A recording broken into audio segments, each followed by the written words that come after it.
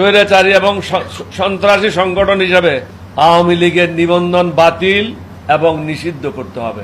উপযুক্ত পরিবেশ সৃষ্টি হওয়া মাত্র শেখ হাসিনাকে দেশে ফিরিয়ে এনে বিচারের সম্মুখীন করতে হবে। বাংলাদেশের সমস্ত জায়গা থেকে শেখ মুজিব এবং শেখ হাসিনার নাম মুছে ফেলতে হবে। নিরাপত্তা নিশ্চিত সাপেক্ষে গার্মেন্টস সহ সকল ব্যবসায়িক প্রতিষ্ঠানগুলিকে স্বাভাবিক কার্যক্রম করার আহ্বান জানাই। প্রবাসী ভাইদের বৈধ পন্থায় রেমিটেন্স পাঠানোর উদাত্ত আহ্বান জানাই। বিশেষ করে নবনিযুক্ত যারা সরকার আজকে হবেন তাদের প্রতি আমাদের কতগুলি বিশেষ আবেদন রয়েছে।